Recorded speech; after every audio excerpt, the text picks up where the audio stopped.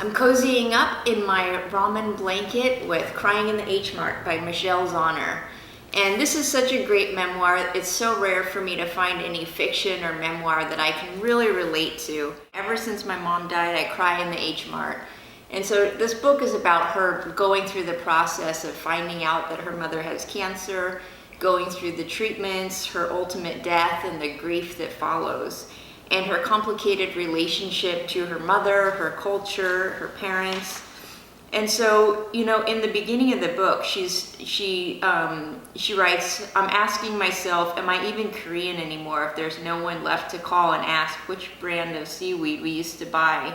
Growing up in America with a Caucasian father and a Korean mother, I relied on my mother for access to my Korean culture." And so, as a mixed race person myself with a white father and a Hong Konger mother who recently passed away and who I'm still in mourning for, this book means so much to me because dealing with my mother's passing and her being my Chinese ethnic signifier, leaves us questioning, am I still a Hong Konger? Am I still Chinese without her presence?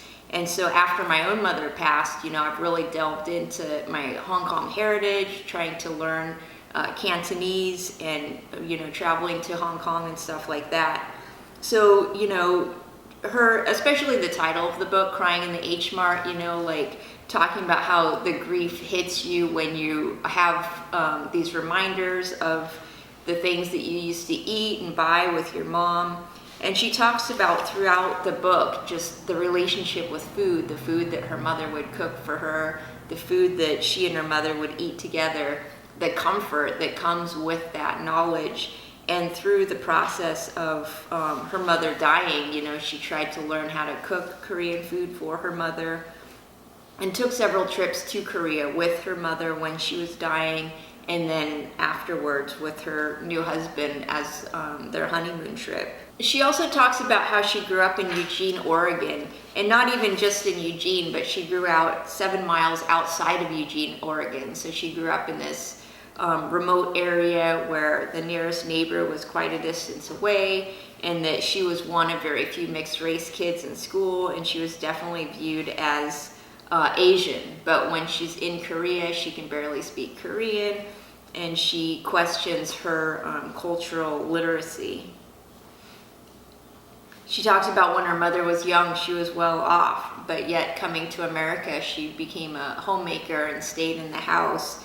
And her, Michelle's white father had a history of, drug abuse and drinking and, being a bad boy when he was younger. And so, this contrast in cultural experience.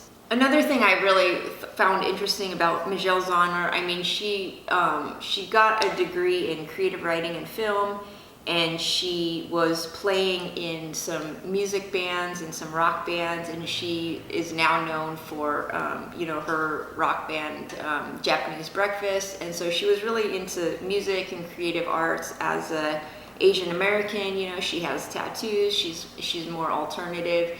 And so it's really great to just kind of see these kinds of representations of dealing with, being a creative person and having an alternative track, wanting to be a rock star rather than a doctor, and dealing with her mixed race upbringing. She was raised in Oregon, yet she did spend six weeks every year in Korea with her mom, so she did have that connection to the motherland and her ancestors there.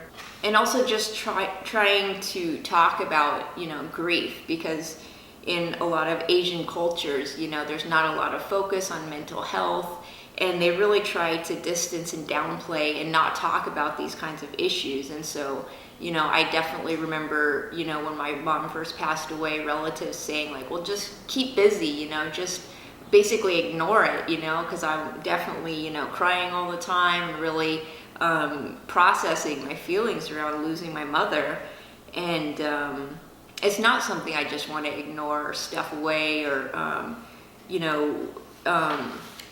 push away. And so in a lot of Asian cultures, that is the advice. You can't really just openly deal and talk about your grief and cry. And so she's, talking about ways in which Asian Americans can grieve and the difficulties of grieving. And the differences of her grief compared to that of her father. She talks about, in chapter 6, Dark Matter, about being a difficult child and a teenager, and how maybe now in this process while her mother's dying, that she could, make up for all her bad behavior. She states, "This could be my chance, I thought, to make amends for everything, for all the burdens I had imposed as a hyperactive child, for all the vitriol I'd spewed as a tortured teen, for hiding in department stores, throwing tantrums in public, destroying her favorite objects, for stealing the car, coming home on mushrooms, drunk driving into a ditch." And so, this really resonates with my story as well. Like, I was definitely a, quite difficult teenager for my mother to raise. And so, at this stage in life, I really reflect on all the, pain and trauma I caused to my mother, and how can I ever make up to her, for all that anguish I caused in her death and after her death.